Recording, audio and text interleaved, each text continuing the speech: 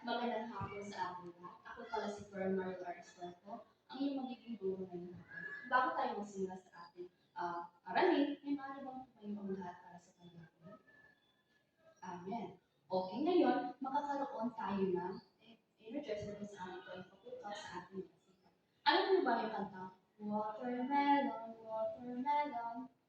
Sabay niyo. Watermelon, watermelon, papaya, papaya, banana, banana, banana, banana, fruit salad, fruit salad. Okay, ngayon ay bibigyan si Victoria. May liban ba ngayong umaga? Wala, okay. So, kayong lahat ay gusto talagang matuto. Bago tayo patuloy sa ating talakayin, ay ano nga ba ang ating tinakay ngayong nakaraan? Binibini Joella? Okay, tama. Ngayon, meron ako dito mga jumble words kung saan ito ay okay, ngayon, meron akong jumble words dito kung saan gusto ko ito buuin mo sa tugmang salita. Ginoong Yamo, maaari mo bang buuin? Okay, tama. Ito ay tungkol sa ang paglathala ng iba't ibang aklat ng barila sa wikang Pilipino.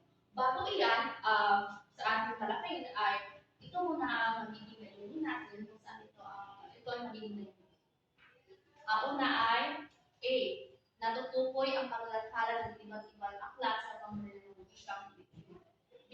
Na isasalulat ang paglathala ng iba't ibang aklat pambarila sa wikang Pilipino. C. Napapahalagahan ang paglathala ng iba't ibang aklat pambarila sa wikang Pilipino. Sa aklat sa paglathala ng iba't ibang aklat pambarila sa wikang Pilipino ay meron tayong tatlo. Ito ay ang Doktrina Kristiyana, Senyora Estrella Rosario, at Barlaan Joseph. Ngayon, una natin tatalakayin ay ang Doktrina Kristiyana. Binibini Joella, maaari mo bang basahin? Okay, tama. Doktrina Kristiyana. Ito ay libro na pang-edukasyon sa mga aspeto ng Kristyanismo sa pananampalataya ng Kristiyano tulad ng doktrina ng panuntunan sa buhay. Ito ay madalas na ginagamit sa mga paaralan at simbahan upang turuan ang mga batang Kristiyano tungkol sa kanilang pananampalataya at mga dagat. Ngayon dumako naman tayo sa Senyora Diyos ka Rosario. Ginoong Yago, maaari mo basahin. Okay. Ito ay ang Nuestra Señora del Rosario ay maaaring maging paksa ng mga aklat, panalangin o mga tala tungkol sa mga hinala o pananampalataya at debosyon ng ng ating Birhen na pinatiniwalaan natin ina ng ating Diyos. Ngayon, dumako naman tayo sa ikatatlo. Ito ay ang Barlaan at Josapa. Ay isang halimbawa ng isang salaysay na nagpapakita ng impluwensya ng Kristyanismo sa klasipikong mitolohiya ng silangan. Isinulat ito sa wikang Grego at nasimula bilang isang salaysay ng mga buhay ng santo. Ngunit naging isang mahalagang bahagi ng panitikan at inulihiya sa kaniliran. Ito ay ang Barlaan at Josaphat. Ito ay tungkol sa halimbawa ng sabihan ni Bathala kung saan ito ay isang akdang pampanitikan na tumutukoy sa kwento ni San Josaphat.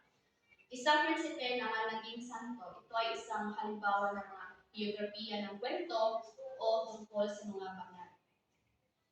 May katanungan ba kayo? Okay, kung wala, ay makakaroon tayo ng pagkakagawain. Ginoong Alberto, maaari mo bang count 1, dalawang grupo? Okay. Ngayon, ang unang grupo ay dito sa unang kanay at ang unang grupo ay dito sa pangalawang kanay. Okay. Unang pangkat, maaari na pupunta sa harap. Okay, palakpakan natin. Magaling. Pangalawang pangkat naman. Okay, magaling.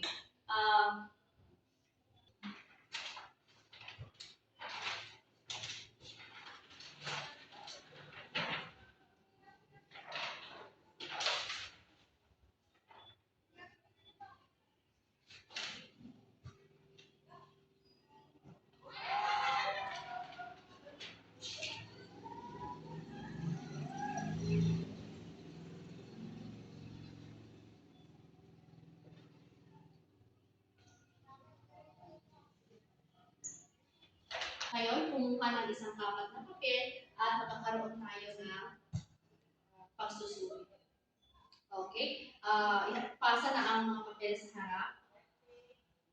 Okay. Ngayon, magkakaroon tayo ng takdang aralin. Para sa ating takdang aralin, ay gusto ko maghanap kayo ng iba't ibang halimbawa ng doktrina Kristiyana. At isulat ito sa buong papel.